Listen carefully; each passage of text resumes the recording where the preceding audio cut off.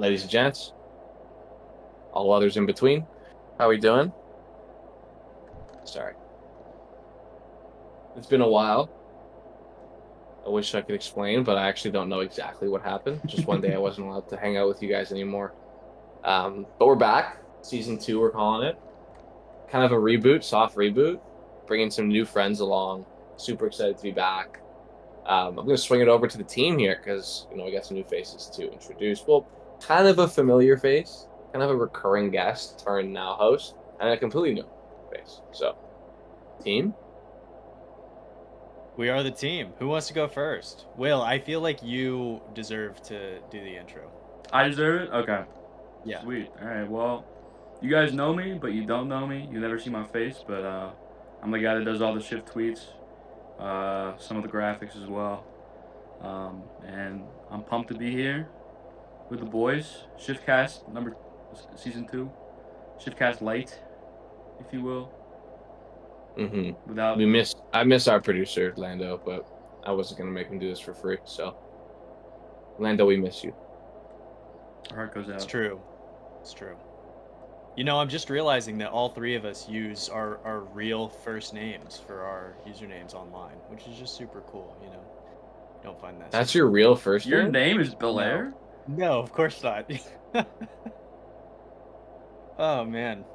Leading Got edge you guys. I knew a kid named Montgomery, so That's pretty cool. I think the coolest name I've known was a kid named Montana. I was just like sick. I was really young though. I was just learning the States, so I was like, that's what's up. I frequent the weird sports names Instagram page too much to I have too many ideas now. A million bugs. The college basketball one. Dude, Weston Nimrod the fourth. There's been 4 of them. That's the best one because there's the generational there. They just keep it going. They're like, you can't slow this down. Should I already derailed. Should I do my introduction? Go ahead. Go for it. Hey guys, I'm Belair. If you've watched the podcast for a long time, I had the pleasure of coming on to a few ShiftCast season 1s. I am on Twitter and YouTube doing Rocket League analysis and breakdowns at Belair Baller. Happy to be here on season 2 and get the real ball knowledge on the podcast. He's a must. Yeah, in the Twitter scene. Must follow. 100%. Thank you very much. Thank you. 100%. No resi. Yeah, it's nice. We're full North American now, so we don't have to deal with any nonsense. But do want to take a quick pause to remember our wonderful previous hosts, Woody and Jens. Miss you guys. It was incredible working with them. Also Lando, the producer. But I'm excited to be back. Working with a new team. I can't believe Jens died in that duck accident. Yeah, dude. He actually had a duck overdose. Yeah. He had too many ducks in his house. Yeah. Tragic. And it was all over the news. Yeah, they didn't find him for days because he was buried in ducks. Yeah, but anyway, let's jump right into it. I'm going to try to assume that the position is de facto host for now, but I'm sure we'll bounce it around. Yeah, I mean, lots has happened. We're not going to do a full split recap. We're just going to jump right in where we were, just like we used to. It's going to be a little bit different format. We're going to spend a little less time on recapping. Instead, we're going to kind of consolidate it all into the Need to Know segment, which will open every episode of the cast. There'll be 5 things that we feel like we got to talk about that have happened since the last one. And then we will move into other kind of more fun and creative segments going forward. This, I know Wes just said, the wrap up of stuff that's happened since the last one. I know there hasn't been one. This is just for the last week because usually they're on a weekly basis. First one we have to talk about. First thing you need to know is obviously my oil, Gen.G Mobile One Racing. New look team this year, really had struggled early on. For those who don't know, formerly Luminosity Gaming, hoster of Reddles, Magic Bear, and Cheese with coaches Rogreg and Kevpert. These guys came in, I think 7th or 8th in the region. Needed a lot of stuff to happen outside of them winning, and also they had to win in order to do it, and they did it. For a team that is mostly known for their incredible content presence, it feels like at this point compared to other teams, it was a perfect Cinderella run. I'm sure the comms videos are going to go nuclear. But while that was an incredible run, and now they have to turn forward to the next step, which is actually playing at Birmingham. So Boys, what do you guys think? What was your first reaction when that goal went in Game 7 OT and you kind of said in that this team was going to be representing North America at LAN? I feel like it seemed like an impossibility as we went into, like, we knew open threes historically can always be a little funky, but Carmine Core and NRG, a little bit less so them, but they seemed just like they were just de facto going to win all three. And the fact that Gen.G were able to do what I thought was impossible after FIFA E, like that result, I was like, that's it. That sucked whatever is left of the confidence that you could have to win a big event like this. It truly was. It seemed unbelievable. I've never seen Magic Bear be so composed and play such complete Rocket League. It seemed like he was impactful on both sides of the pitch. I don't recall any massive mistakes. There's always one or two oopsies that can sink you, but it was the best that I can remember him ever playing. Will, I don't know if you saw this coming. I did not know that this was physically possible for Gen.G to pull off at this point with all the baggage that they have. No, yeah, this is 2 weeks running where I make all the clinch graphics ahead of time, and I didn't make one for GK, and I didn't make one for Gen.G, and both times, I had to pay for it by speedrunning it during the finals. um, so, but as soon as I saw Redo's like posterized first killer with like a Yeah, like flip reset pancake off the them. backboard, I was just like, yeah, this is over. He took like responsibility for that first. I think it was, what was it, day 2, where he was like, I played terrible. That's on me. Yeah. He bounced back. Give him credit. Give Owen credit. Old man still has it, right? He played great, and I don't know. I'm not the happiest with that. I don't know. It was a great run. It was earned. I would have loved to see Space Station on land, so I'm a little bummed about that. But Yeah. it was a crazy run. Great for content. Great for fans of the game. I mean, that was awesome. But yeah, crazy run. Yeah, it feels like to me, I'm so excited that I'm not going to get any condescending comments about this from any European co-hosts. I'm going to make an American sports reference. It's going to be glorious. But yeah, Gen.G, they remind me of the like Billy Bean Moneyball Oakland Athletics, right? Instead of like talent of spending, it's just talent of like the game, right? They just get on base. Well, because it's like they have method, which is the method of like trying really hard and taking it seriously, that consistently produces pretty solid results. Lands, getting close to lands. I know they haven't made worlds. This core hasn't made worlds yet, but I would assume they'll probably find a way to get there this year, considering there's an LCQ and they prep harder, they watch more replays, they scrim harder, they keep up their max rank.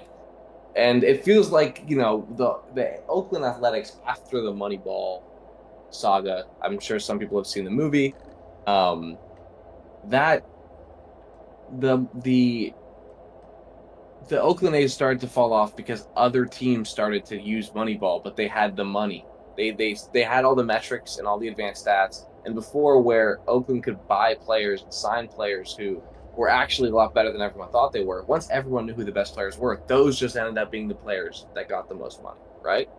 And so they fell behind once again because they didn't have that advantage. And my thought's always been, if every team took this stuff as seriously as these Gen.G guys take it, Gen.G would never make land. But that's not like a hate on them, because they are the only ones that do it. They deserve to be there, right? And so obviously it would have been nice to see a team like Space Station or Nine Lives who have like a young, exciting player. But in terms of like producing results, like I feel like you kind of got to go with the team that actually like treats it like they actually want to get those results, instead of just bragging about queuing E ranked and then like being a complete mess when there's any sort of pressure. That's not conducive, like a culture conducive to consistently winning or doing well on LAN or anything. So I think that they're still the same team. I think that they're going to struggle when they do go up against European and Middle Eastern teams that take the game as seriously as they take it, plus are very, very talented, much more talented than they have shown to be. But I think they deserve to be there, and I think they'll probably make it to round 5. I think they can maybe sneak in the top 8. But yeah, I mean, it's just a classic experience of like hard work beats talent when talent doesn't work hard. It's the most corny, lamest saying sometimes, but it's the truth, and we keep seeing it in this region.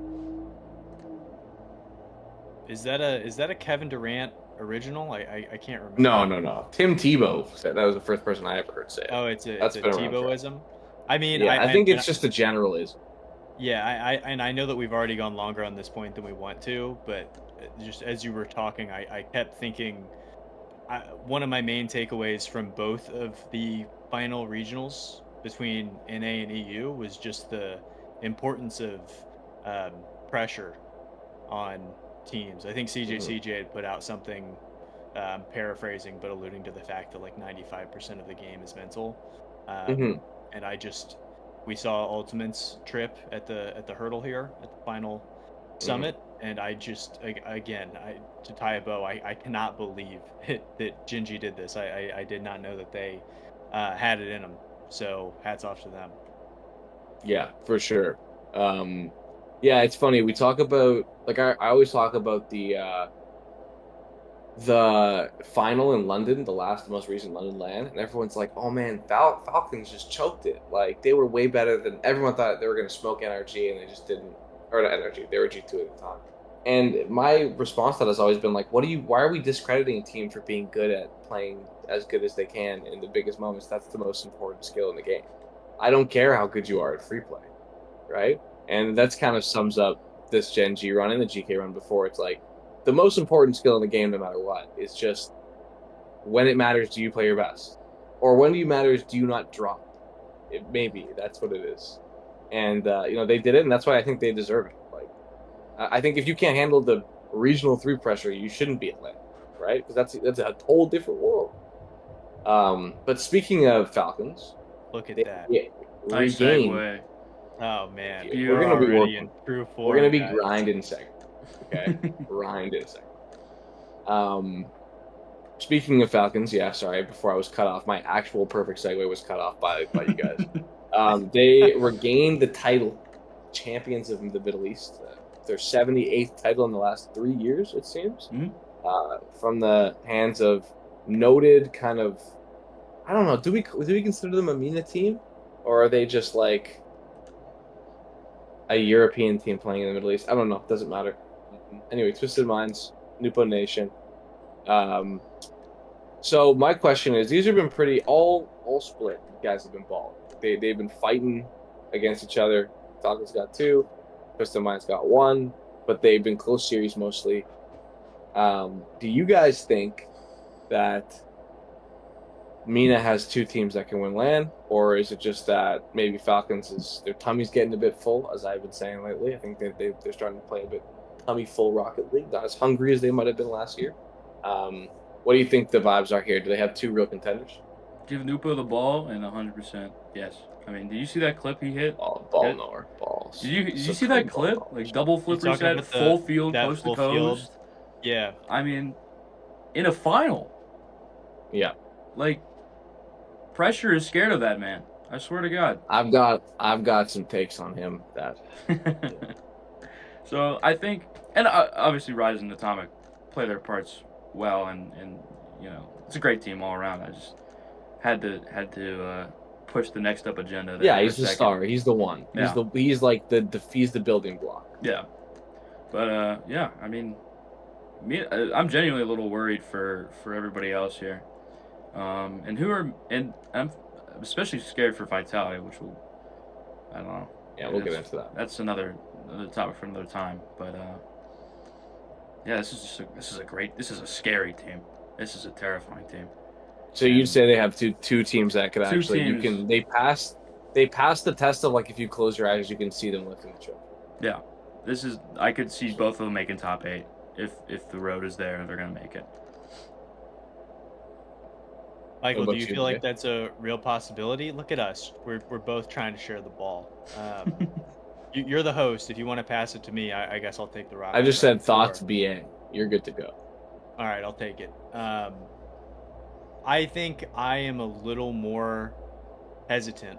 What I will say, if I'm trying to talk myself into it, I think every great team, for a lack of a better term, it's overused, but needs somebody who is like a true dog. And I feel like Rise is. You just talked a moment ago about players who don't necessarily get better in huge moments, but don't necessarily get worse. And Rise has had, FIFA E as they went out in the 5th round there, did not look good. There have been a couple of, you could pick and choose certainly examples of when he hasn't risen to the occasion, but over the course of his career, he's always been one of those guys that I'm like, in a big moment, I feel like Rise is an asset. So if you kind of have somebody who's the anchor leading your team on the pitch, who is like, guys, we're not going to lose the mental battle here. I feel like that puts them in a great space. I am curious. I don't know offhand, nor do I think you guys do, but what Atomic's best um, performance is at a LAN. I know there was the G1 with Literally last place. He has not done better than last place because he didn't make it to the main event with G1. They went like 1-3 and they lost to APAC. Yeah, I didn't know if I was forgetting somebody. So that's certainly somewhere where I put a little bit of thought and hesitation. There's so many good teams out there. I don't know if I quite. I have a hazy silhouette of them lifting the trophies if I close my eyes, but I definitely have them a tier below, who I think are still the front runners. Yeah, I mean, for me, I would say definitely yes, and I would actually lean more towards Twisted Minds winning than Falcons, and this Incredible. is why. Okay, this is why. First blister take of this new season. This is why. Okay, number one, full tummies. Okay, Falcons are showing signs of a full tummy team, a team that is not hungry at all. They've won their LAN, which it's like, yeah, of course that FIFA thing is real. They've been at the top for so long. They're stuck for a second year, which usually doesn't work. Versus Twisted Minds, which is Nupo, who is a young player. The guy grinds the heck out of the game. He's incredibly talented, and he hasn't proven a damn thing, which means he knows he needs to do so. Rise, who, despite the fact that he has been at the cream of the crop of Europe for 3 years, was exiled to a different region, right? No one else wanted to team with him. And Atomic, who has, maybe rightfully felt like he has been cut out of that cream of the crop unfairly due to friendships or whatever. So it's a bunch of team players that have a reason to want to go in and win and prove something. Whereas Falcons have nothing to prove. People will tell you, it doesn't matter what Falcons do. There's a section of the fan base that believes that they're the best team, right? The MENA fan base and people who really like the MENA scene, they will ride for that team. Does not matter if they win or lose. They're always near the top in their heads. Second thing, it's the first major of the year. Weird stuff always happens the first major of the year. A team that no one thinks is going to win always wins the first major of the year. Not always. But, historically, the first major does not predict what's going to happen for the rest of the year as much as, the World's winner is far closer to the second major winner than the first. We've had Gen.G. That's why I have Ninjas in Pajamas winning this, because nobody's picking them right now. Right? Okay, listen. Hey, look, visa issues, Visa issues, we've seen it happen. It could happen. But yeah, I mean, so those two things are why I would lean towards Twisted even more, because I just think that they're hungrier, and I think that there's besides KC, there's no real super favorite or clear S tier, and which means if KC comes out flat one series and gets eliminated early, then this thing is up for grabs. So I like it. They remind me a lot of the early First Killer Phase teams, where they have one guy who's just a freak and is better than everyone on the pitch. AJ kind of it's Atomic, where it's kind of the same style but a secondary, and then I guess you could say even Alu. Rise is kind of that Alu where it's he's willing to work off the ball, but he's still pretty potent on it. And then later facilitating. Yeah. So yeah, I really like this team. I'm gonna be riding for them. Yeah, I think we really gotta watch out. You know what team we don't have to watch out for is Foot Esports. That's 2 for 2 on the. They're gonna go 0-9 most likely. I want to talk about this because I think it's important for the audience as well as us to determine going future. Do we still care about SSA imports. Serious question. They don't. It doesn't really change anything. No disrespect to the SSA community, but half of them, it seems, have very interesting ideas about certain topics that are globally relevant. And to me, it's like these guys have moved and are living there now. It's not like they're stopping teams who are going to do anything at these lands. Is it a relevant issue anymore for you guys when you look at it? Like, do you see it and like bothers you or whatever? Because it's starting to like get old for me. I don't know. I still am gonna side with the minor regions, SSA and APAC, mostly because I saw this tweet from Nay. If you don't know who that is, 16-year-old Japanese player, up and coming. He was on Next Up. He's a baller, and he's just tweeting about how depressing it is. Basically, that he's wasted his life trying to get good, and then these imports come in, they take their spots, and there's just, I don't know, there's no room for improvement. And I think the argument is with the imports is like, oh, we're making them a stronger region because, yada, yada, yada. We're better than them, then they'll get good. But I feel like you're also kind of killing their willingness to continue to compete if they're just going to get stopped every regional, And then they'd probably still get stomped at LAN as well, but you're kind of killing off a community almost because they have no ability to make a LAN and compete at the highest level. That's my take on it, but it's a good take. I back it. I think I don't know. I mean, is it something that like I lose a lot of sleep over? No. I think I'll defer to people who I respect in the region. Like I've seen Graybeard talk about this, and he had a tweet where he basically said this region is not, or this team rather, is not representing us, like the SSA. They're representing Spain. I feel like this is really just two camps, right? I don't know if there's a different avenue you can look at this from. It's either you feel that this is a VK Salen led team in several different organizations problem, or you think this is an Epic Games problem where they need to change their rules. I think on both sides of it, it's a blemish for the scene. I always try and imagine, like, what does this look like from somebody who's a casual fan or is new to the scene? If this is going to be the first LAN you ever have seen, and you show up and like everybody is just really bent out of shape about this situation, I don't think it's a good look. I think if you were to remove all the factors and just say, like, there's a team who is not from this region competing in this region, it's not great on its face. The last thing I would say about like the players that you were mentioning, Will, and I even think about, like Sphinx, who has been very lucky in finding a situation where he can kind of compete, and APAC and SSA have some like similarities in that way of like where they are in the grand scheme of things. In Open 3, SSA, there were only 5 of the 16 teams in the main event that were fully consisting of SSA players. Maybe I missed a team or two, but I think when it's that widespread of an issue, it's just something to address. I don't know if there's anybody who's like, I love this situation. So if you have 100% disapproval rating, it's just I don't know why we keep treading our wheels on this, because it's literally been, to what I think your point is, Michael, the exact same conversation for 3 seasons now. Yeah, 2 years. It started last year, right? Yeah. Year and a half. Yeah. It's just, to me, it's like my thing, and you can go back and look at the old shows for this, was like, for me, it's like, I'm not gonna lose sleep over, like you said, but it's just like weak. I don't know. It's like you just don't think you're good. You've been given every resource possible in the game to be good, right? You're in the best regions. You have all the ranked players you can play, right? All the services available to you, and you just weren't good enough, so you decided to move somewhere else. It's just professional like lame. smurfing.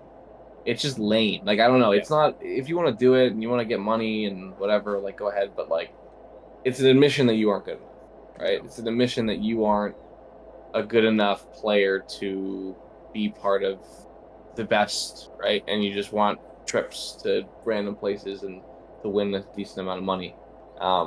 So I guess that's just the stance, and I don't think it should be changed. And I think it honestly might be better if people just stop talking about it, because I feel like there's I guess it fuels a fire that like these people kind of start to get in their own heads that they're like sick. They're like, oh, everyone hates me. I'm like that guy, and it's like, no, we don't care. You just are like you're weak, bro. You just kind You're of suck. playing. Yeah, you are by your own admission saying I am not good enough, Yeah. and I'm gonna go over here so I can be like play against people that I'm better than, so I can like have fun, and then it's just not. It's definitely doesn't have a long-term plan in hand the way that like Will said, for like the communities. But on the same time, it's just like it's like I don't want to watch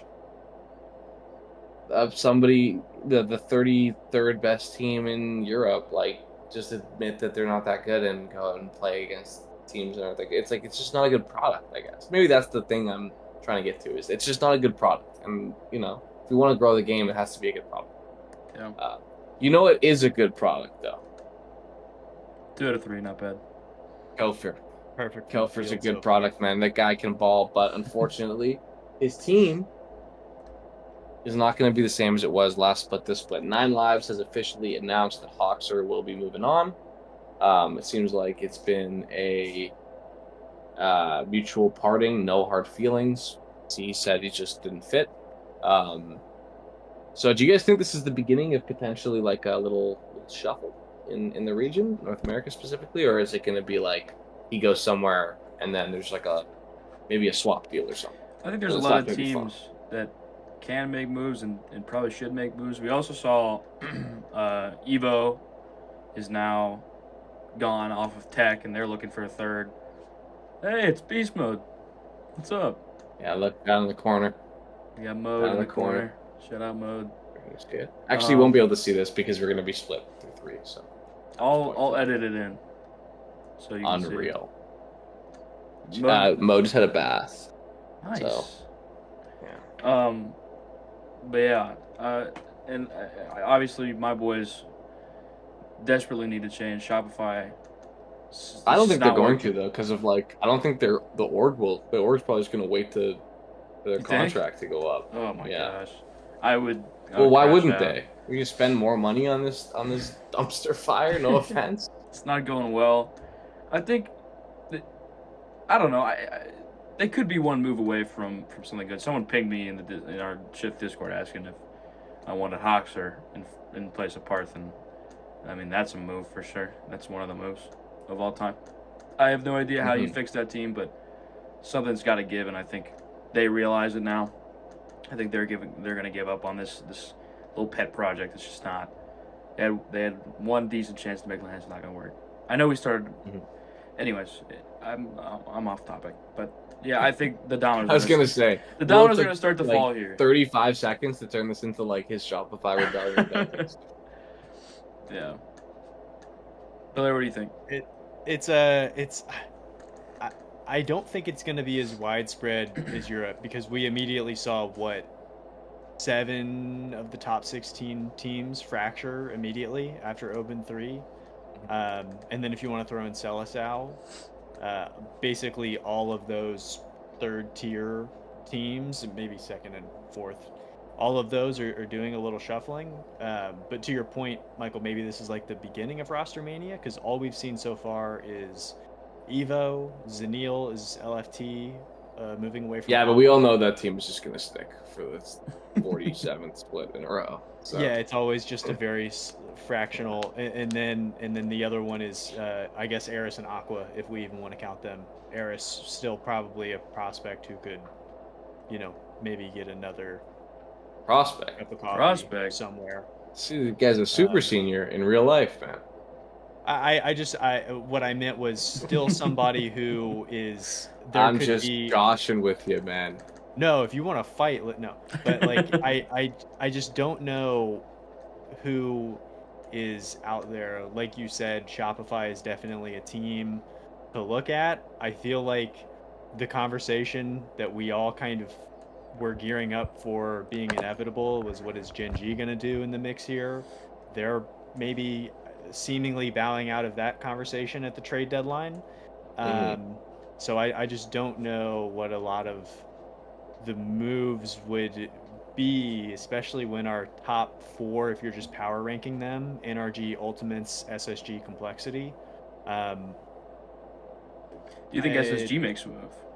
That's kind of the real question. That's kind of the only one that you could even see doing something, which leads us in a different direction here.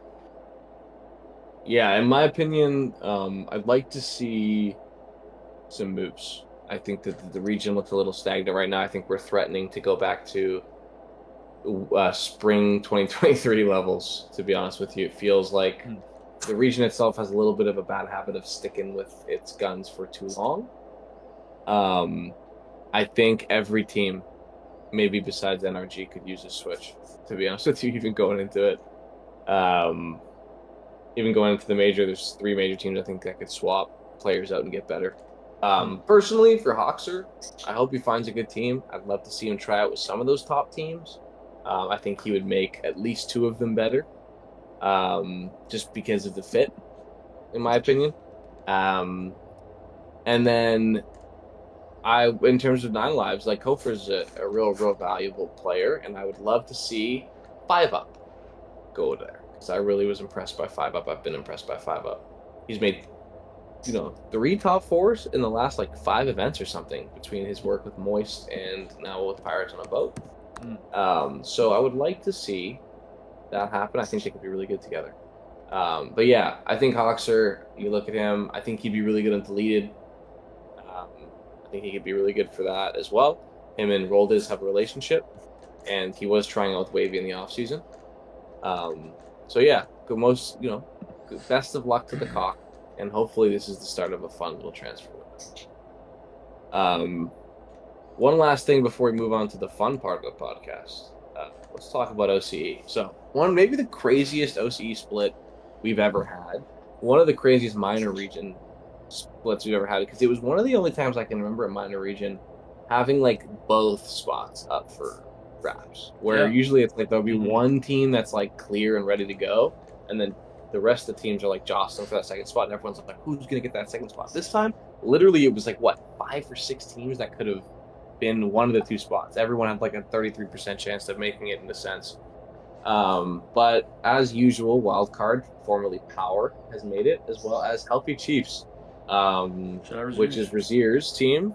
However, OCE does continue to be the only region in RLCS that has not been won by a European. A domestic event has not been won by a European. So bravo, OCE, the last fortress. Yeah. Strong. So my question to you guys, pretty simple.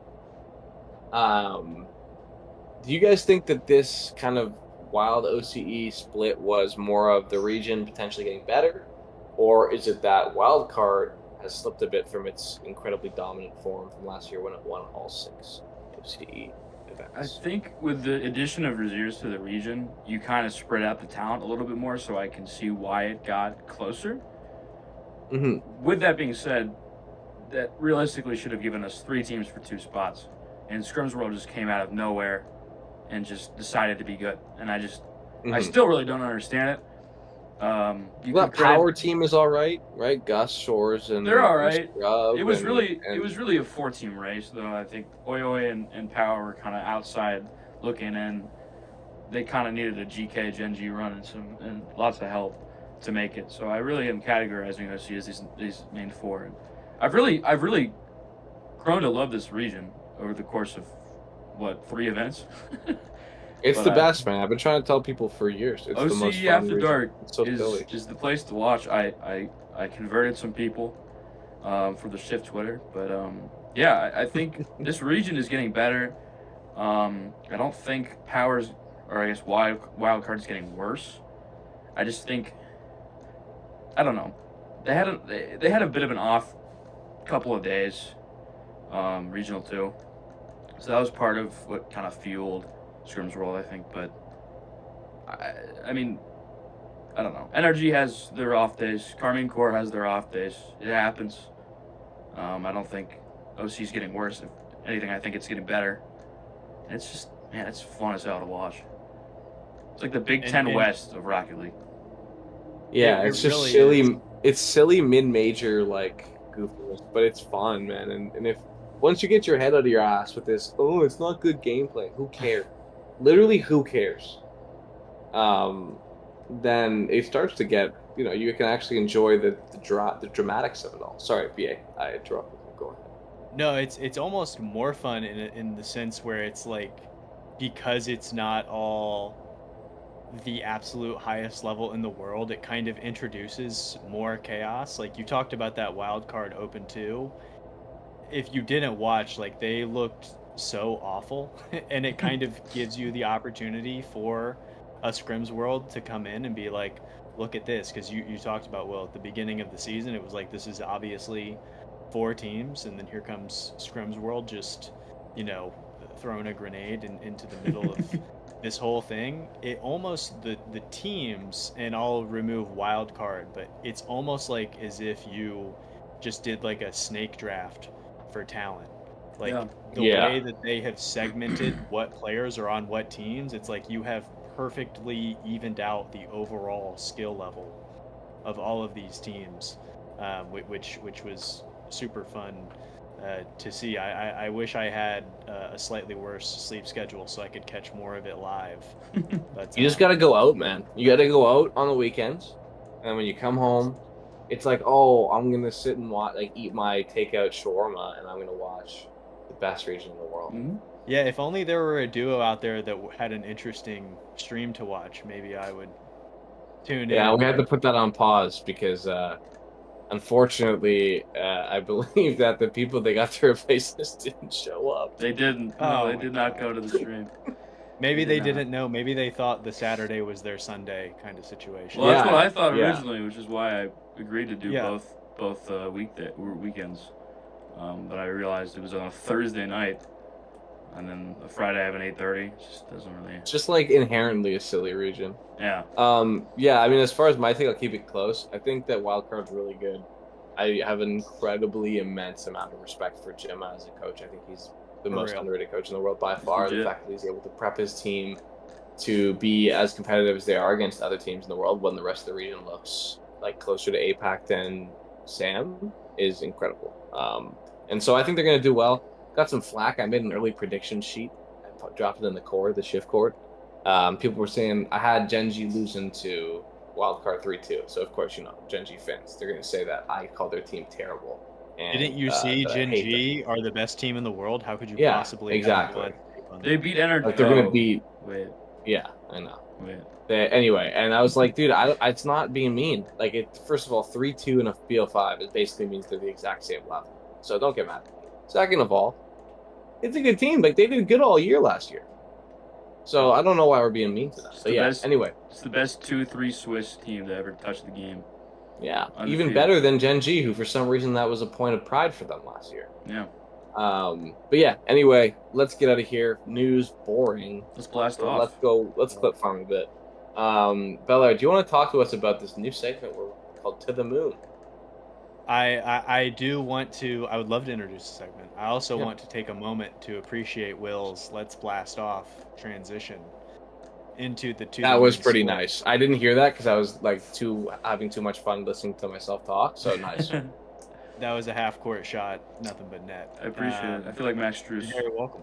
So this is essentially us being degenerate gamblers with fake money. We're either going to be buying or selling stock. This time around, we're doing some of the teams that are major bound. I have a question, partially for the listeners, but also for us, Michael. Are we only buying or selling? Do we have the ability to hold? I just want to make Okay. sure that I'm approaching losing as much money as possible with The all right the way. rules. Yeah. Yeah. So I was thinking about this, and we're gonna have to do some live workshopping of this thing on as we go. Yeah. But we could either do that. We could actually straight up track what we said we did and revisit this every once in a while, and then that's when you could hold, or we could just hold from. Oh, so like first segment we don't have anything, so you can't hold Yeah. nothing is your point? Okay. Yeah. I see what you're saying. So because I did change it in the doc to say I was holding some, so I don't mind doing that, but I remember what I did. But if you want to do it some more of the fact like you have to buy first to hold, then that makes sense to me. I see both sides. I think we should defer to Will. I Yeah. Is think we holding should. an option? I think it's basically like you don't know yet. I interpret it as like you're holding off. Yeah, that's what I'm saying. But first I'm time saying, around. do you have to buy? No, do you have to buy?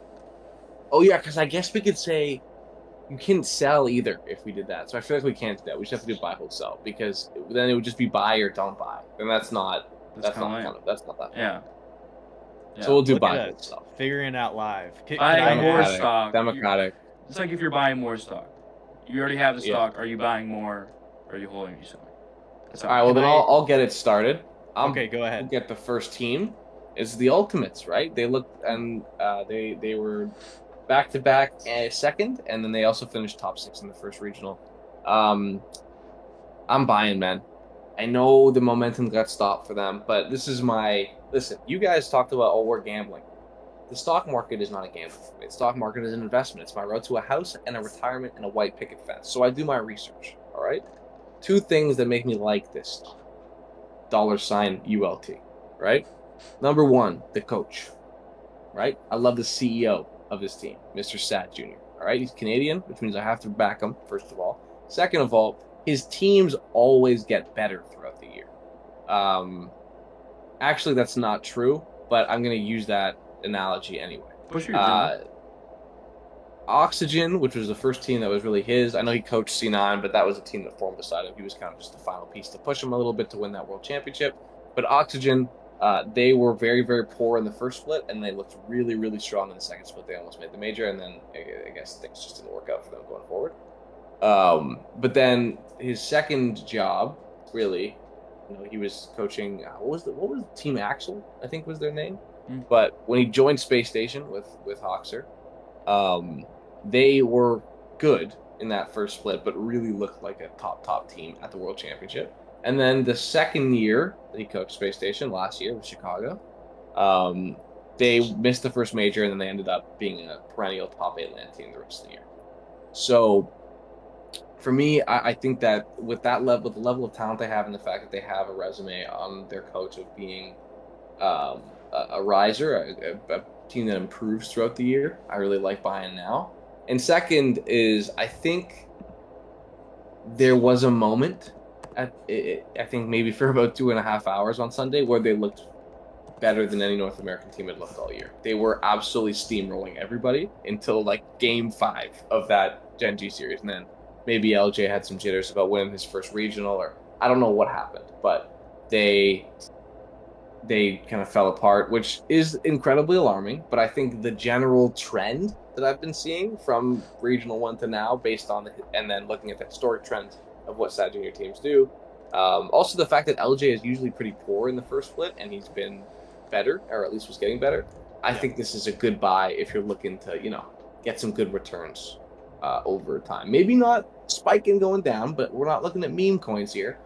We're looking at, real stocks. So I'm buying. Well, I will hear all of your points and then contradict you by saying that I'm selling, just because the way I'm thinking about this as a philosophical exercise is me versus the market. And the market for buying on top NA talent, everybody loves in the community buying high on NA. I just feel like this is my opportunity to sell on them now, and then maybe I can buy back a little later, just because I don't think that they're going to have a good, by their measure, performance here at Birmingham. I still think this team has a lot of growing to do, just because I still don't know. Like I said earlier, I like my teams to have a dog on them, and I don't really know who that is with this team yet. I think the leader kind of needs to be first killer, just based on how they play and how the team kind of manifests on the pitch. I don't really know if he's at that level yet to lead this team at the land stage. I've watched some of their comms videos too, as a last point, and they're a little messy. And I think that the way that they are going about playing with the talent on this roster so far is suboptimal with how they are positioning LJ and Chronic to kind of facilitate alongside First Killer. I just think they could go about doing it a little differently. So all of this to say, this is a team I'm going to sell on now. I'll probably be active on them in the markets over the season, buying and selling as needed, as opposed to a long hold. Will, what do you think? Where are you going? So I'm buying stock, and I really just want to say, like, I guess reflecting on the results, they didn't really play anybody really early on in Open 3. And so initially my thought process was like, they looked really good. They murdered NRG, they murdered SSG. This is a great team. But I'm looking back and, they really didn't have a whole lot of pushback in that run to the finals until the final day. But I think that final day was convincing enough to say, like, this team is good, and you can't ignore a date with Destiny with Gen.G. Like, that was just, I mean, it was like their God-given right almost to win that tournament, and you can't really defy that. So, like, I don't really hold that loss against them, and the NRG and SSG wins hold a lot more weight to me. I think the way that they did it was really impressive. And they got knocked to the lowers early. They showed some resilience. They did end Janouts' career, which, as a Canadian, I can't believe you're even buying stock in this team that did that. But I mean, whatever, it's fine. I'm a Jason guy first, really. All right. Jason and Sad Junior first. I get you. Sad Junior's from Canada. Yeah, it balances out. It's a lateral move. Exactly. It's definitely. You know both. That's all right. But yeah, they impressed me a lot, and tripping over that final hurdle, like, I don't know. They had a date with Destiny. Keeps them hungry, man. It wasn't going to end with a kiss. Mm-hmm. It was going to end with Reddles scoring in overtime, or whoever the hell scored in overtime. I don't even remember. Magic Bear. Was it Magic? Was it the Bear? Off a Cheese assist. Yeah, okay. I think Cheese set it all up, is what I was thinking. Okay, yeah, I mean, I think we did a good job covering the general sentiments, pro and con of this team against the general community. Let's move on to a team we talked about a little bit earlier, Twisted Minds. I am investing all my money into this. If they do not do well, I will be begging on the street. They're going to come and take my home. I think this is a really, really strong team. I think, like I said, I really like how hungry they seem. I think that they have a lot. They have players. They have a player. I guess this is a general thought. I guess you don't have to be the whole time, but you have to. There has to be a player on a LAN-winning team that can be the best player in the world. That can be better than everyone else they're going to play in those final moments, because that's kind of like the level of marginal differences that win you a big tournament, right? I think Nupo can be that. I think that they got experience. I think they've got dog, as we mentioned before. So yeah, I'm buying. I'm super buying. I'm buying as well. What about you? I'm buying as well. I mean, this team just it's been a while since we've seen a team good enough to stop Falcons' run of terror. And last time that happened, I'm pretty sure it was KRN. It was Killers and Roas. So, like, this is a team that is only on the way up. They stopped the streak. They're going to land. They're looking good. I think this is a great investment. Let's go into the moon.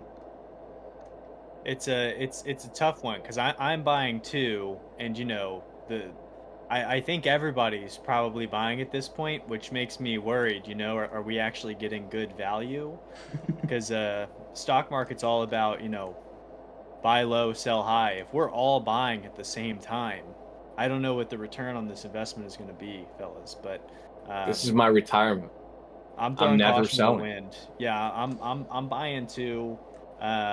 Hopefully we're just getting in earlier than the majority of the community here. Everybody's going to be buying, but hopefully we're just buying before all of them, because like you said, to have a region that's not North America or Europe who has two teams who earnestly could make a deep run in this tournament is rare, and this team has the talent and the firepower, and I'm not really afraid about them on the big stage. So I'm also buying. We're 3 for 3 on that one.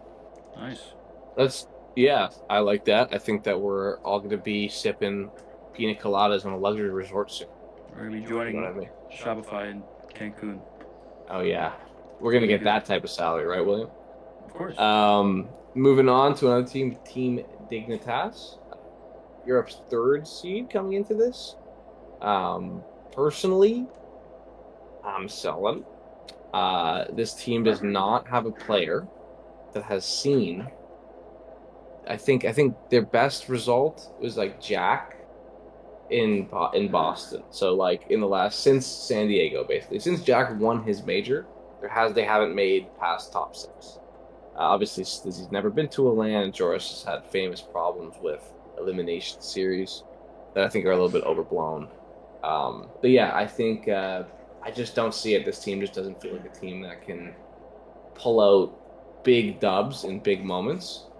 And I think they're really, really volatile, and they're. This is also just not a. This isn't good. This isn't a good analysis, but I'm going to say it.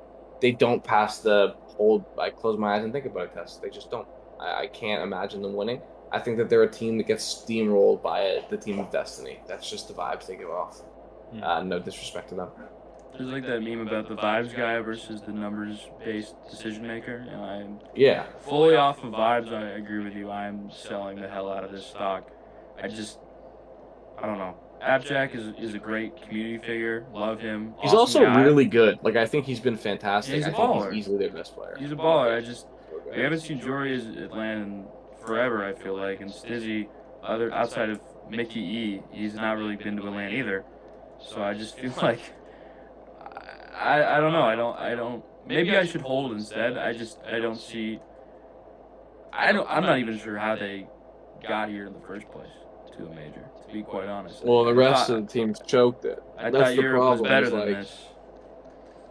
The problem is like it feels like they're really focusing on like just not being the team that screws it the worst, and that just doesn't win you. That doesn't win you lands. Yeah. Someone's got to take the ball and make something happen at one point. Well, I guess I'm the only one who's buying then. Which is fine. If you guys are selling, I'll buy a little bit of it. I think a lot of people probably share your sentiment coming into this, where it's like, obviously this team. You're totally right, Michael, about Jack being in this weird spot where he kind of gets undervalued because he does content where it's like, oh, well, he can't actually be that good if he's just farming YouTube, but he's actually incredibly talented. And, you know, I think back to the track record of him being a leader with Nolly and Chronic, a team that nobody thought would be able to pull it off. Look, do I think that this team is one of the top 5 or 6 who have odds of winning this LAN? No. Just because the track record with Jorius is, we'll say, suboptimal, to be friendly. And Stizzy is still a player who I'm kind of waiting to see on here a little bit. He's kind of, how's this for a deep cut since we have no Europeans? He's like Jalen Williams on the Thunder, Michael, where it's like Which a one? lot of talent. There's 2 of them. The better one, the one who actually plays. Not Asian Duke Dennis? No, not Jalen with a Y in his name. Wow, that is a very good comparison. You've never heard that? I have not, but maybe I need to. I see it in Is this Instagram something you comments. made up? Is this like the No, law I see it firm? all the time in Instagram. We're not talking about the law firm. Let's not do that. Oh my god. You know my dad has seen that tweet? My dad is a big The Score watcher, and he remembers seeing that tweet. That's incredible work. He brought it It's up. not He as was good watching as- the NBA, he brought it up, and I was like, The law firm, dude. You know, Yeah, it's Not one as of my good as finest. the anomaly. There's no anomaly without the law firm, bro. I started But- this law firm stuff. Like with like the Jalen Williams, it's like he's very, very good. Jalen Williams, all-star caliber player. I just, in some big moments, we haven't really seen. It's not that he won't do it. We just haven't seen it yet. Like I think about FIFA E, that Spain team, a ton of talent, and they kind of underperformed what I was expecting from them. And I also don't remember seeing Stizzy pop a ton. Granted, he's coming into a team with CRR and Atomic, where like the way that roster manifests is much different than Dignitas. And Stizzy's had some big performances. We saw after they beat Vitality, Joreus has the shot off the ceiling, and Stizzy hits him with the dance. I'm still trying to see whether or not I feel like that is kind of a manufactured, like, don't really love that, or if that's actually like some aura that I can get behind. But I do think that this Dignitas team are kind of in a position here where there's not going to be a lot of pressure on them, in the same way that the best teams from the other regions and also the other teams from Europe are going to have pressure thrust upon them. So they're kind of in the perfect position here to have had a great season up to this point with a great record, and they come into a land with essentially no pressure outside of what they put on themselves to win here. So I'm going to buy just because I think most people like y'all are going to be selling. So it's a good opportunity.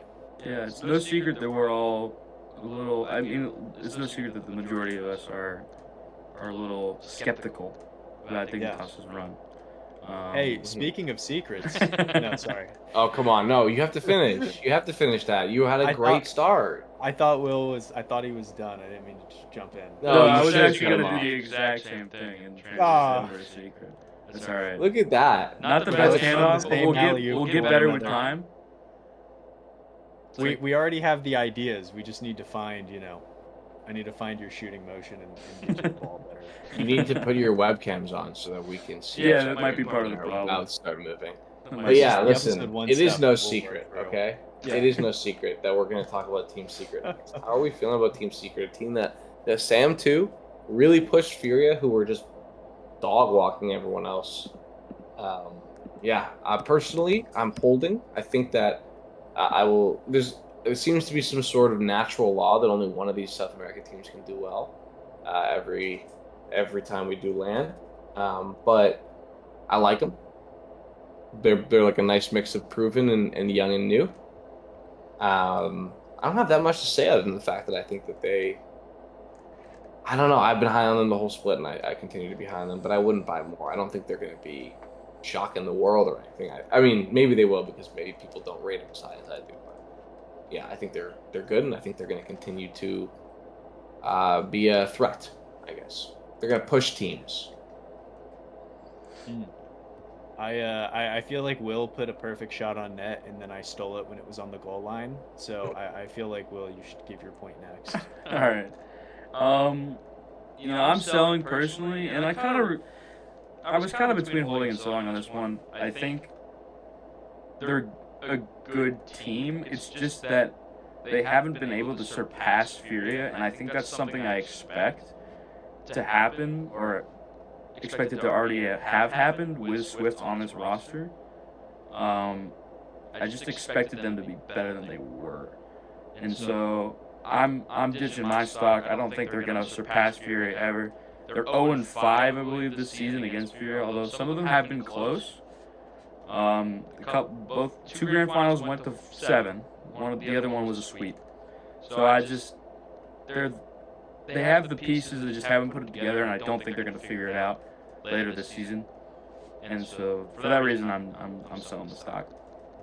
I'm not a believer. Yeah, and that sweep was an ugly one too. If we were Bad. doing this for real money, this would definitely be a stay away for me. But I will say I'm buying, and I'll tell you why. The Swift buzz is real. He's one of the most fun players. He's one of the players who I've had the most fun, is a better way of saying that, watching in several seasons. It's him. Drawley this season has been an incredible watch. There are very few names where, like, when they have results and I'm just like poking around in the afternoon on Liquipedia, I'm like, ooh, let me go watch some Swift. I do think the buzz is real.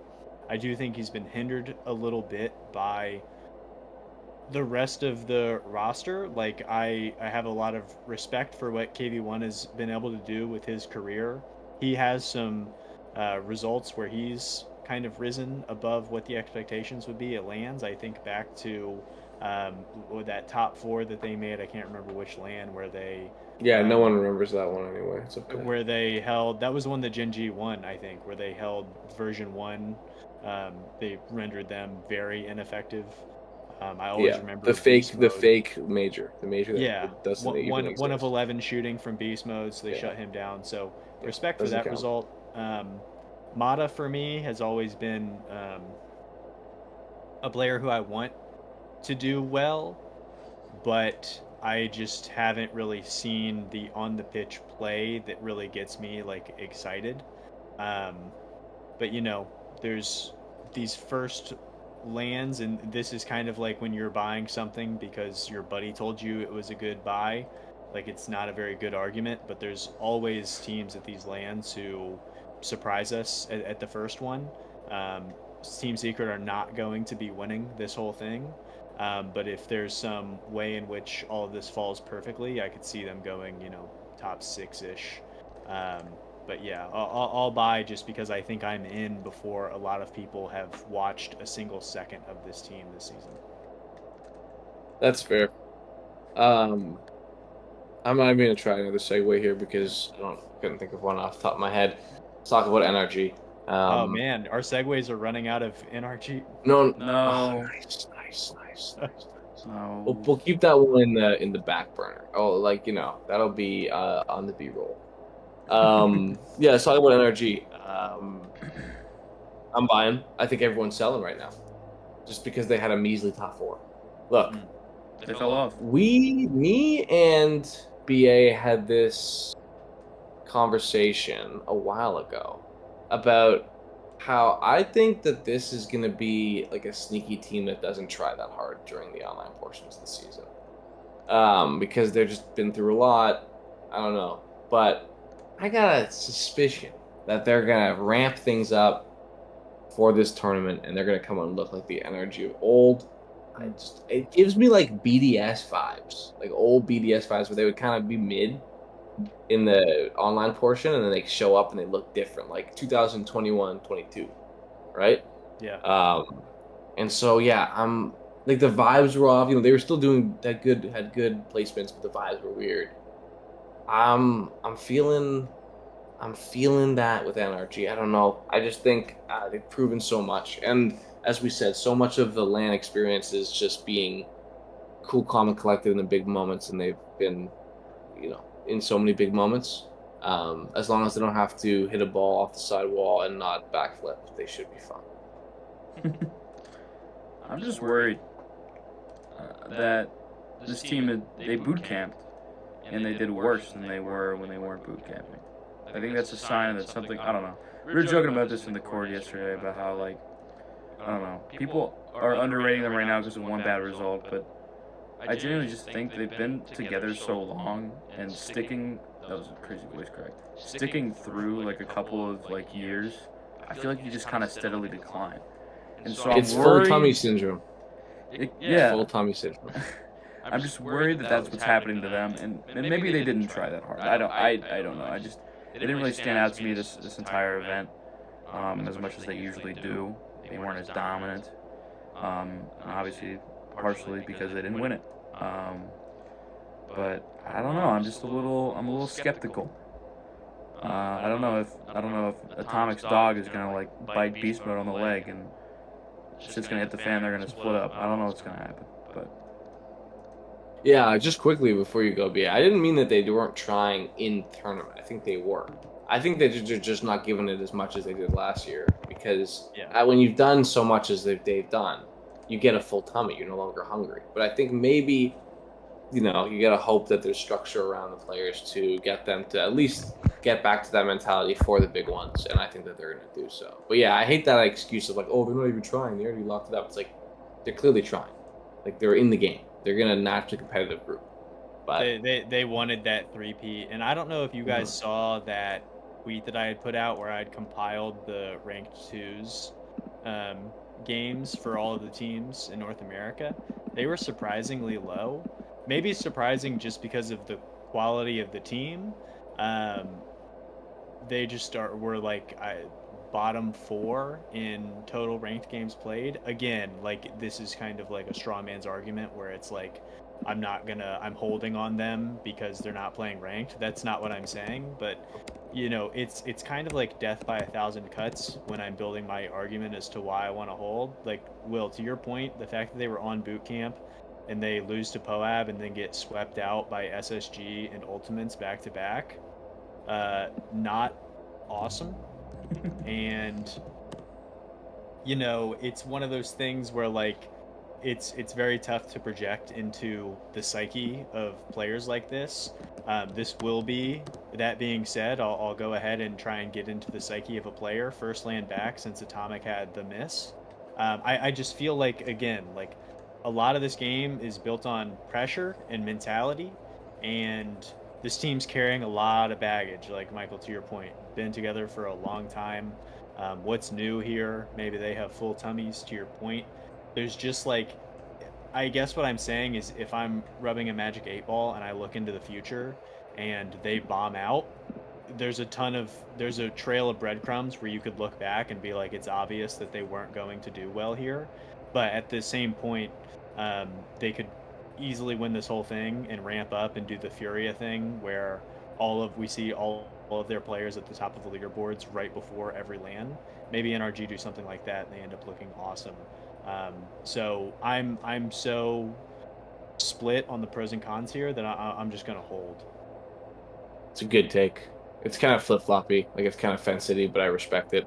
Thank you I was very gonna much. say one of the reasons that I believe so is because I don't know if you guys remember before the World Championship 2 years ago, and G2 was like kind of mid all year, and they looked really good. And honestly, I think if they hadn't gotten BDS, if they had gotten Liquid, or even maybe Carmine Corp in that top 8, I think they probably would have made top 4.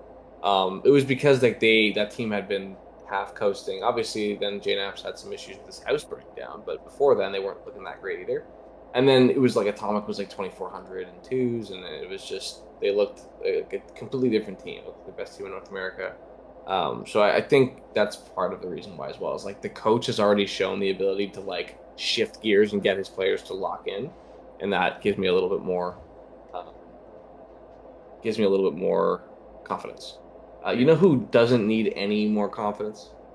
The GOAT, Monkey Moon, the Moon. But his team hasn't been doing that well, comparatively to where they wanted to be and what the expectations were. Boys, what are your expectations for Vitality? Are we buying, we selling, we holding? What's going on? I can't get rid of this.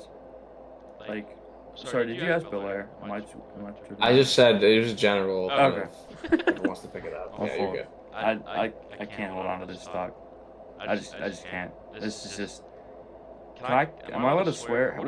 How does this work? I think quick. I don't know. Real Just quick. go. I mean, just do it. Why not? This team is Good hot guy. ass.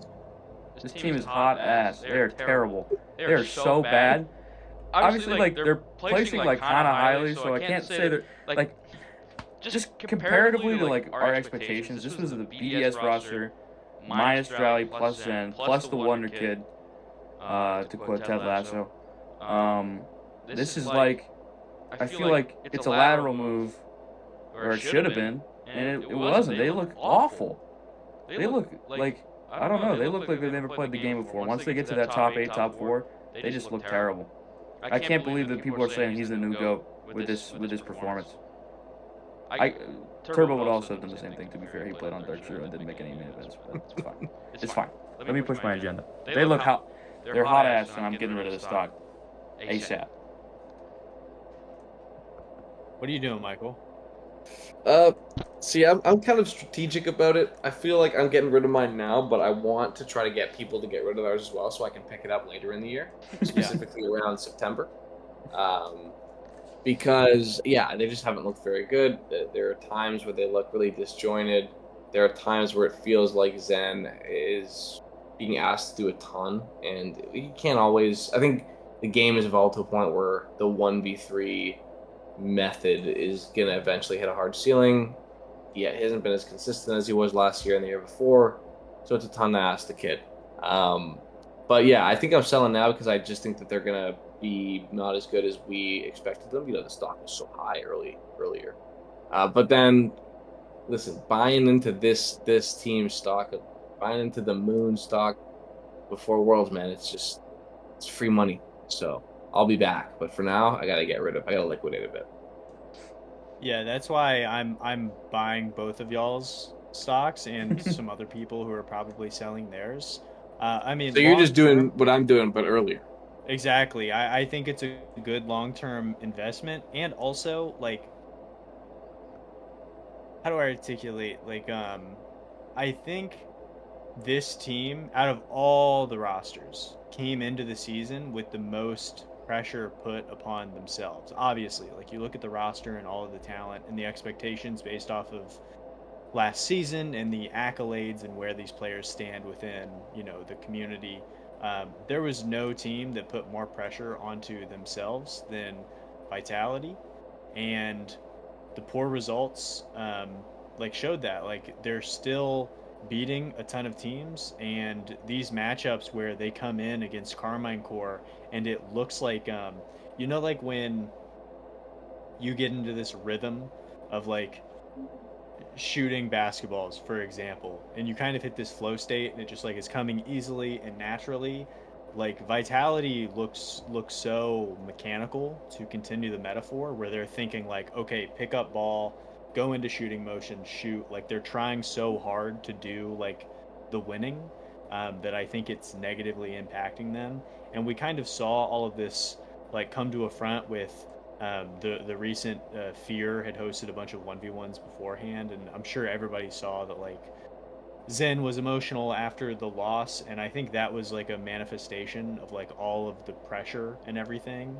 And I'm gonna spin it in a positive way and say that that moment for Zen and everybody coming to support him, and the fact that he is sitting out the 1v1 tournament for Europe, like I feel like he's just going to come back and like that monkey on his back is going to be lifted. And I still believe in the talent of this team. So I still think that they, like everybody can say whatever they want. I still think that they, for me, are going into this major power rank second. I get all the arguments against it. I get the strong arguments for all the other teams, but like I won't back away from this Vitality team at LAN until they prove me otherwise. Yeah, I mean either that or in a better world is that he just Zen just gets his inner hater on, and he just gets Yeah. mean and evil. We saw him against Furia. He was pointing at him, saying, "Come over here, come over here. You're gonna talk like that. I need that. I need that energy from him." He turns Okay. full wrestling heel. Yeah, exactly. I mean, Yeah. that's what his teammate did, and it won him a world championship at Fort Worth. He was hyping up the crowd to boo him harder. So maybe Hmm. that's what he needs. Maybe he needs to embrace the darkness. Okay. We got two more segments, and then we're gonna get out of here. They're a little small. They're a little bit shorter. First one, we're gonna give away a little online MVP. I asked you guys to submit your ballots. How this works is each of us put five names, ranked 1 to 5, and first place had 5 points. Second place 4 points, all the way down to fifth place is 1 point. You're gonna reveal the top three because after three it gets really messy. And third, the bronze was first killer, old man FK, old man Jason, all the way from the Ultimates gets 6 points, two third place finishes, and Will did not list them. Hater. Number two, these two up two, I feel like were ahead of everyone mostly. Were was Nupo from Twisted Minds, 10 points, two second places, and a fourth place. And then first, the unanimous split MVP was Mr. Drolly, Go Canada, Canadian. At least I claim as a unanimous MVP of the first split. Now, boys, do you want to quickly reveal your own personal ballots and then maybe like a couple points on why you did so?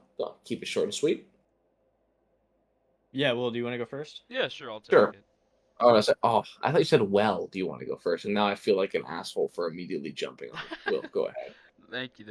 It's all right. So, yeah, I deviated from y'all a lot in my 3 through 5, mostly just because I didn't have a lot of prep time to think about this. But like, I still stand by my picks. I put Rafinha at number 5. Um, for Fury, I think he stepped up big time, and he's Yeah. one of the main components for their dominance. I think Sosa's had a really good split for LG. I'd love for Sphinx to get the rock more, but like Sosa, when he has the ball, he plays well, and he really is that difference maker. I feel like over Elevate. I put Mode number 3 on NRG. I feel like you can't have energy like you can't not have an energy player in this top 5. I mean, they almost three-peated, had a bit of a stumble at the end. So, Mode is my MVP on energy, and he's number 3. Upo, that coast to coast goal is the only reason he's number 2. That was just aura off the charts. I've never seen anything like it. And then Drowley, Kansas City Pioneers legend Drowley, coming in, taking Built by over a North smaller, America. taking over a smaller org, and taking them under his wing and boosting them up into relevance. I think that's beautiful charity from the Moroccan Canadian, and he's my number 1. Yes, sir. Michael, would you like to go? Well, Michael, would you like to go? I'd be happy to. Fifth, I had Appjack. It's my guy. I thought he was. I think he's just kind of a driving force of a really strong team. I think things can go wrong for his teams, but most of the time he's going to consistently keep you going because he's smart and he's really talented. And if you have those two things, it's really hard not to be world class. I thought he was a rock for Dignitas, but also not just a rock, but a dynamic playmaker for them. Number 4, I got Atomic. Atomic's my NRG representative. Was really, really impressed by him. I know he's kind of settled into that third glue spot for the team, but I thought he was really strong in their 2 wins. And he had a really bad third event, but they all were kind of off there, so I'm not going to hold that against them. Third, I had FK. Just looked like his old self from Regional 2 on. Can still stuff a stat sheet like nobody else. Can still impose himself on another team like nobody else. It's the joy to be able to watch this guy this late into his career now, 5th year as a professional, still just whoop people up and down. People who are supposed to be at the top of their game. Number 2, I had Nupo. I think he's like the closest thing we have to a real true 1v3 hard carry this split. This season at this point in time, he reminds me of First Killer as well, but like early phase / like rogue First Killer, and how just fast and dominant. It looks like he's got a different copy of the game, and I think he has really separated himself, and I think has a chance for the belt in this next event if he's able to pull off a huge result. And the number 1 is Drawley. I think I'm a big proponent of like the best player doesn't change as much as people do. It's just form. But I think now from the Esports World Cup to now, I think that he has consistently been the best. He's won the most. His stats are crazy. The eye test is there. I think he has claimed that title from Zen. And I think he's been the best player of the split as well. If I didn't already make that obvious. I'm envious of both of your lists. I have some regrets coming in. I wish if I were to do it over again, I would have shown more light on emerging regions. Banana Head I think is somebody who's the best player in OCE. Like the Sosa shout is excellent as well. And then players like Jack would definitely be in mind just because MVP is like how much value you bring to your team, and he's so important. But all of the caveats aside, I went with Vatira at 5. Look, Drally is getting all of the love, well deserved. I still think Vatira is like as that back third, probably the most reliable, consistent third in the game. You of course could name people like Daniel and Roas as well, but I think Vatira deserves to be up here just because of how dominant KC have been until they ran into that GK buzzsaw. I have Naupo 4th, just because it's weird how Falcons get completely skipped over just because all 3 of the players are so even in their contributions. But Naupo really is just so fun to watch, so dynamic. And to your point, like the closest thing we have to like a true hard carry, he is the reason that coming in Twisted Minds are so exciting. I put First Killer 3rd. If I did it over again, might not have made it. He fills up the stat sheet. I still think that he has a way to go as a leader. Daniel, I put 2nd. It's funny how we picked all the different members of NRG for our lists. Has come back with a vengeance, consistently does things when I'm watching them play where I'm just like I can't believe that even like occurred to him to go for or to pull off, whether it be weird angle shots, great defense, and then Drawley at number one. I mean, what can I say that you guys haven't already?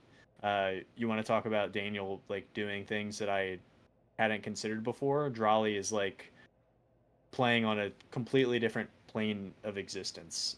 I just like every single game he does at least one or two things where I'm just like, if I were put in this position 10 times over, I wouldn't have even fathomed going for that shot or pass or whatever. Drawley is just like playing a different game right now. So, um, very deserved MVP. Could probably go unanimous MVP if we got a bunch of people to vote on it. Yeah. Yeah, I think he's been the clear winner from an individual perspective. Love the Daniel shout, but I really think that he might be the guy that walks out of. I mean, okay, this is for like people who follow the game a little bit more closely, like we do. I think Nupo is going to walk out with the casuals being like, "That guy is ridiculous. How did I not know that it is?" But for people who know about Nupo and really follow the game, I think Daniel is the one that I would bet on coming out of the LAN where people are like, "Oh, he's still like up there with the Zens, the Nubos, the Drawleys, the Roases as like the most talented players in the game. It's just that maybe he wasn't taking it as seriously as he should have on the online portion." So I love that pick for him now. Thank you very much. Also, I love the Sosa pick because it's funny. Yeah. Because now we have a guy on an MVP ballot that literally 1 calendar year ago was teaming with Cam, which is incredible. And he lost his. Okay, so He lost his. what's up? He lost to Zai in the CRO World Championship Finals. Really? Shout out Dr. Boo. Yeah, legendary stuff, man. Shout Whatever's out going on. Wurstel Stand. Isn't it crazy? Am I remembering incorrectly, or wasn't Sosa supposed to be the third for what became the Snowmen? Yeah, Yeah, or it was Treehouse, right? We thought it was a fall from grace, but look at him now. MVP. You just had to go. It only took a 17-hour flight to the other side of the world for somebody That's who's all it young and takes. talented to team up with him. That's all it takes. He actually did. He teamed with Kofa last year as well, and they didn't do that well, but they made a regional. Big fur. Yeah. Rolodex So of listen, talent. final. Yeah, apparently you need to fail with Sosa before you can win anywhere else. Big final segment. I put this in. We'll work on it. All these segments are works in progress. We got to find a groove the way we did in the last season. This one's called No Stupid Segments. It's going to change every time, and it's a stupid segment. But there are no stupid segments. This one, I'm going to test my boys, BA and Will, on. We're going to do a little game, right? I'm going to give you 8 names. These are either bubble players from the Astro series back in the day or current underground rappers. I have 7 names. Sorry, not 8. I'm looking at my phone right now. I need you guys. You guys are going to guess it. The winner gets a pat on the back. It's pretty simple. I'm going to say the name. All you have to say is that's a rapper or that's a bubble player. All the bubble players have been taken from like 4 years ago, which makes it a little bit harder. Okay. Right. Okay. I loved watching the Astros, man. That was my like primetime Rocket League fix during the school year, man. That was awesome. And I did not watch a lot of Astros, so we're coming at this from 2 different angles. All right. First one we got is Dusky. This is Deuskii. Dusky. That's a bubble player. What do we think? I'm thinking bubble. You know, I'm gonna have to work my way into this exercise. Will's so confident that I'll go bubble player too. All right, that's correct. That's one for each of you. Let's go. When I did this with other people, they went 3 for 6, 2 for 6, or 3 for 6. So that's kind of like the. And Will, let me shoot myself in the foot here. You might want to let me go first. Okay. Yeah. Because sure. if you're super confident, you could totally like poker me. I just knew that one. I don't know if I'm gonna know the rest of these. We'll see. All right, next we'll one. Go back and forth. Okay. Yeah, that's actually a good idea. I like that. Is Rabid, RABYD. Rapid. I'm just gonna have to go bubble player because there's no way that there's a rapper. I always think about this when like if you're getting into music and like you tell like your friend's mom and they're like, "Oh, what's your name?" and you're like, "I'm Rabid." That has to be a bubble player. It's a good one. There's a guy from Dayton named Lil Eric that demon. So I think anything's possible. So I'm gonna go SoundCloud rapper here. Well, only one of you guys got it right in this Bel Air. Bel Air. All This right. is a Oh, Astro. okay. This is an Astro bet. What All right. team did Next he one play is for? Do you have that down or no? no. I Okay. literally wrote it down in my notes, Okay. but I know these were true. I promise. I think he FF'd the 1v1 Astro tournament once. This next one is Skate Star, SK8STAR. Skate Star. Oh What do my we think? gosh. Well, I find it hard to believe that you're gonna go 3 bubbles in a row, so I'm gonna go SoundCloud rapper. that's decent. That's like just on the Scantron if Yep. they still have those Yeah. moving. I like that. Choose C every time kind of energy. Mhm. I'm gonna go bubble player just because like as a nameplate that'd be sick. Skate Star, I would like go hard. that's got some energy. You're gonna make that your Dave after. Yeah, I I hope might. you do because there's no player with that name. That's a rapper. It's A rapper open. I've actually heard some songs from. So we got 2 out of 3 for both. Will did have it right. I would never do 3 in a row. The next 3 will definitely not be the same 3. Next one we got Chapalicious. C8. Chapel. It's how it sounds. Any relation Chapalicious. to Roan?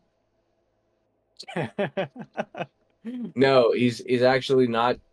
He's not related to Chapel, Roan, nor Chamillionaire, which is the name that I most uh, associated with this due to the large amount of letters.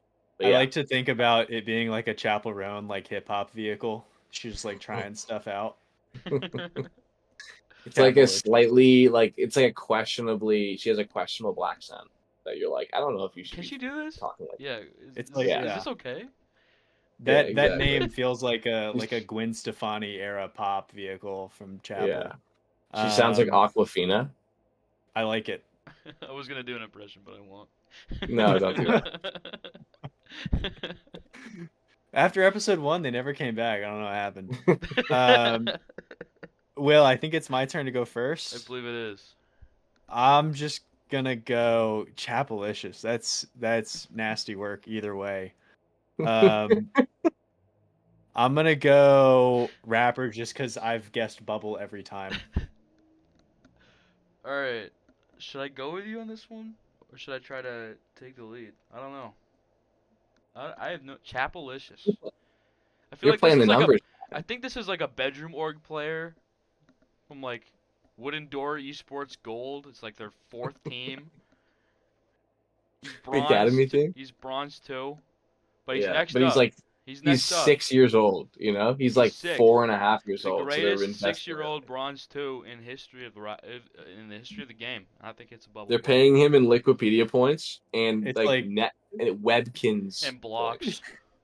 Yeah, paying him It's like Legos. when you first get your PS4 and like your parents choose your name for you. You know, Chapelicious. it's like that kind of energy. Chapelicious. I'm going All right, is bubble. your final bubble? I'm locking All right, it well, in. Will's right.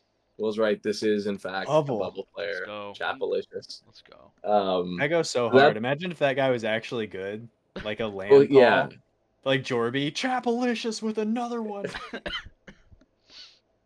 It would be cool. I feel like that's the name of a player who makes a top 4 once, and everyone's like, "Yo, this."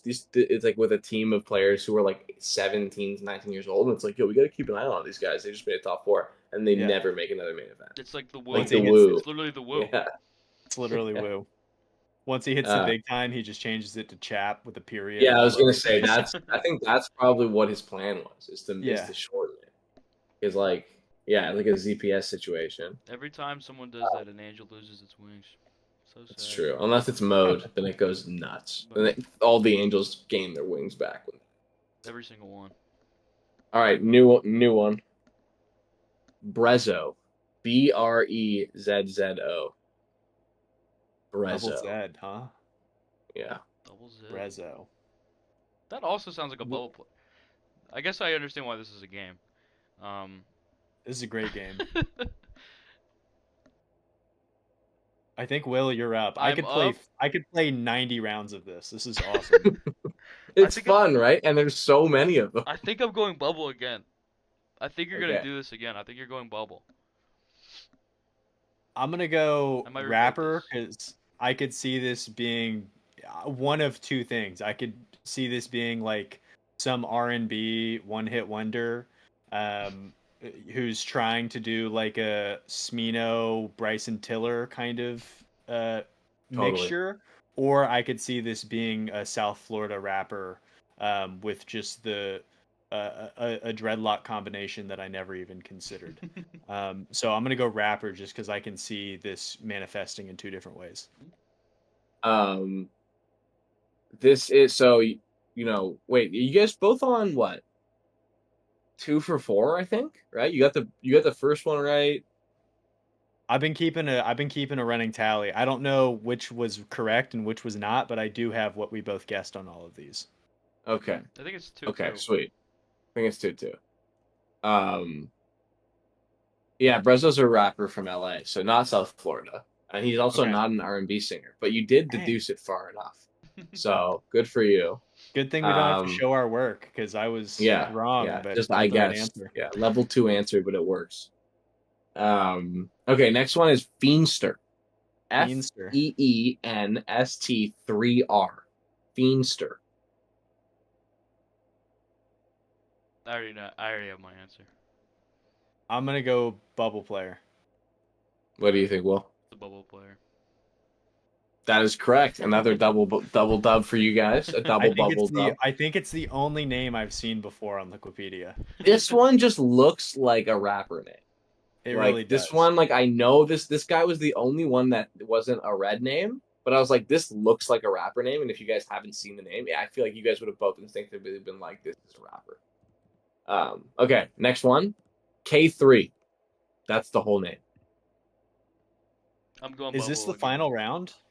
No, there's one more after this. Sorry, I had 7. Is it mine or yours? I forget. I think it's yours. I think I'm going bubble again. I think I've seen this name before. I think. But I haven't guessed rapper a whole lot, so I'm whatever. Screw it. I'm locking it in. It's gotten too far deep where you I think I'm doing circles around it now. yeah. We're doing like chess maneuvers against each other, where some of them you're just losing on purpose just to gain the mental edge. K3, gosh, I feel like I've seen that too, but maybe it's just because you said it and I trust your opinion that I am creating that memory in my own head. This is getting I'm existential. gonna go bubble just because I struggle to see that as a rapper's name. Double incorrect, loud buzzer. Wow. K3 is not only just a rapper, but I think 18-year-old girl. So all right, definitely. I'd like to file a complaint here. Why? Because I was seeing if I was right. I was waiting for Bella to answer. I looked it up. There is a player named K3. No way. Collegiate European Rocket League. Barely missed out on Worlds. English. No way. Age Okay. 23. 0.5. Is it the same person? Do we think? Maybe. No, the girl's from Florida. The girl's Just an closer to you, I illustrious think. career. $2,000 won. Okay, 0.5 to both because I feel bad. I can't believe that I by accident found one that crossed over. Hey, the two of us can't be right on all of these, and you can't either. You know? Yeah, it's that good. This the premise is so good. All right, It's final fantastic. one. Where are we at right now? I think we're I was 3.5 gonna say each. if we want to count them up. So Dusky was a bubble player. Yeah. Rabid was bubble. Yeah. Skate Star was a rapper. Yeah. Chapalicious, I can't remember. He's a bubble player. Bubble All player. right, bubble. That's right. Brezzo was a rapper. Fiendster was Fiendster a is bubble player. K3 was both. 0.5. Okay, so 3.5 I have to 1, 2.5. 2, 3. I'm 3 and 3 at 3.5, and then Will, did you already say you're 3.5? I'm 2.5, I think. Oh, you have 1, 2, 3, 4. Will, you have 5 of them correct. Do I? Wait, is it Yeah. 4.5 or 5.5? 4.5? 5.5. Oh my I god. feel You like I've got gotten more Update. of those wrong. you got Dusky, Skate Star, Chapalicious, Brezzo, and Fiendster. I don't. Damn, you cooked. All right. Okay, so last one is worth 3 points then. Or maybe I'm giving you more points than you I think deserve. you but are. I definitely think You're you are. We'll count I it up think in you're production after yeah. when Yeah. I edit this. We'll count it up then. I should have kept tally, to be honest. That's on me. It's not great admin work from me. All right, last one. This one is the only. Yeah, this one is. I'll make this worth 3 points. How about that? Because then Bella can still win. Fake Mink, FAKEMINK. Before we do this, Will has to go first because if Bella goes first, Will can just copy him and the game's over. Yeah.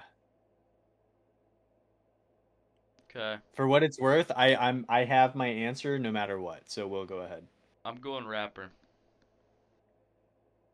Bella, your answer. So for the fun of it, I'll take Bubble Player, but the reason that I was going to go Rapper is just because like a mink coat, you know what I mean? It's like fake Mm-hmm. mink, like, Mm. that was my Yeah, so this angle. was actually an added final one that was just not actually really a question of whether you knew if it was a bubble player or rapper, but it was actually just a question of if you actually read my tweets because I've been tweeting a lot about how much I like the rapper Fake Mink lately. I Both of have you. you muted, sorry. Oh, No, I'm brother. kidding. I'm kidding. Yeah, no, because I keep being like, dude, Fake Mink is the future, and I know that no one reads them, but I just want to see if you guys are real fans of They'll my. pop up. Twitter is giving me Yeah. more Nazi ads than Yeah, I'm getting a my lot of fault. political ads these days. Yeah, I don't get a It's lot of okay. They fresh don't want you to takes. see the greatness, and that's okay. But anyway, that's it. I think Will wins 8.5 to 6.5. We'll do Yeah. more of these silly segments throughout. That was fun. I enjoyed that. A little bit of, I guess, a little bit of taking the edge off at the end. Yeah. Maybe we'll have to do a part 2 of this exact segment actually, because I feel like I can find it. I feel If like I it'd really be dig in, a good two-parter. I know so many random 1,500 Spotify listener rappers that I feel like I could find, and if I dig enough on LP, I could find the enough to do a part 2, or maybe even a part 3. But I think at one point it would get too easy. I'd be like Zen. Yeah. Anyway, that's gonna do it for us. Thank you for listening. If you listen, I'm really excited to be back. We're really excited to be back and working. You can follow the accounts, Twitter at ShiftRLE, YouTube it's just Shift, Instagram ShiftRLE. Do we have a TikTok? We don't. I was thinking about it though. I don't have a TikTok. You guys on MySpace? Yeah, follow me on We're on LinkedIn. MSN Messenger. Nice. You guys want to plug anything? Follow Belair on Twitter. Yeah, follow Bellaire at Bellaire Baller on Twitter. Follow Michael on Twitter so you can follow the career progress of Fake Mink. Yeah, he's up next, dude. Trust me, dude. He's up next. He's got a song popping off on TikTok right now. LV Sandals, bro. I'm excited. I got to give it a listen. Thank you guys for including me in on this. Excited to be here for episode 1. Excited to get a bunch of content cruising out here before the major. I think it's going to be a really exciting one here in Birmingham. I'm excited as well. And summer's coming. Maybe I'll do a podcast outside. I've been thinking about this. Ooh. Well, I never got to do a warm weather podcast because it doesn't get warm out here until after everything happens. We'll make it So, happen. yeah, I'm excited. Also, join the Shift Discord. It should be in the link. If it's not in the link for this video or in the description, it will be on the Twitter. I think it's on our Twitter. I will put it on our Twitter if it's not. But we're going to be doing some fun stuff regarding community engagement. We did speed taking in the last season, but we're going to bring it up, taking some calls and going forward. Maybe not live calls, but we'll allow you to maybe leave a message. Then we'll move to live calls once we trust people enough to not say insane stuff on the podcast. Yeah.